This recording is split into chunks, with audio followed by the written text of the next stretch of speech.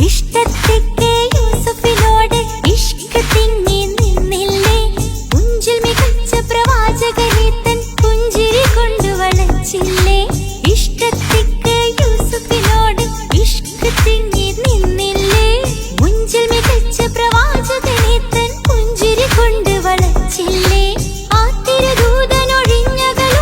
സുന്ദരി ചെന്നു പിടിച്ചില്ലേ